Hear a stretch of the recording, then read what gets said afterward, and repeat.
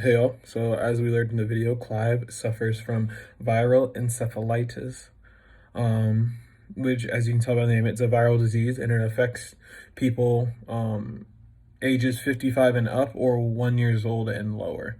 So it's an age disorder. So it attacks you based on your age. It's not onset by anything, it's just an age disorder. For retrograde, what that is you can't call memories um, prior to, I guess for him it would be the viral encephalitis. He can't recall memories prior to that for retrograde. And in the video we see that because you hear him say like he's never been to that park before, or he's never done certain things before. He says it all throughout the video. So you can see signs of those. And then for the anterior grade amnesia, I thought this one was a little more prevalent. This one was you can't retain new information as well.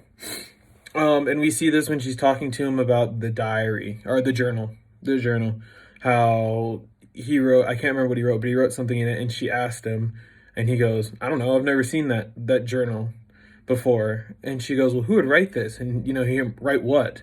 And she says, who would write this? And he goes, why would I know who would write? He goes, I've never seen that journal. And it kind of, you see him getting more progressively angry and angrier and angrier based on she just wants to know why he would write that. And he's telling her, you see him kind of reset over and over, getting more mad. Why are you asking me the same question? I've never seen that. So he can't remember prior conversations, because the whole thing started off with, have you written in your journal today? And then she grabs it and then she asked, that question, and it just gets worse and worse from there. For the, like, looking back on this video, I watched it twice. Honestly, I feel like this is one of like the more sadder things that like someone can suffer from, just because like she says in the video, he's fully lucid. So you're not dealing with someone who has dementia, or is just flat out like they're not there. It's just ludicrous things they're saying. They're there fully. They know, their memory just can't keep up with the daily events. And to see, that he still remembers his wife, well, still somewhat remembers his wife, I guess I should say. That just has to be hard for her and for everybody else, because like she said in the video when they're talking about the journal, it's sad because they're there all the way. It's not, like I said, you're not dealing with a different person. Their just memory can't sustain the memory long enough for you to have a conversation or anything like that.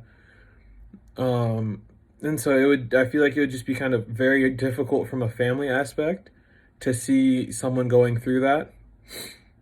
But also for that person, like going back to him getting mad, in his mind, when you say certain things over and over again, I could see how that would be frustrating for you. And so, you're sitting there getting frustrated at someone you may not even remember, for something they keep asking you. So I feel like communication, and then they're kind of getting mad at you, like, hey, like, come on now. So I feel like the communication aspect of that would be even worse. So like reflecting on it, like it would just be hard from a family or spouse aspect to deal with it. And then from the person who's suffering from it, it would be hard in a sense of, I feel like your communication goes with your memory, in this sense, because you can't really communicate, if you don't remember what's really going on or what's happened before or what's, moving forward. So yeah.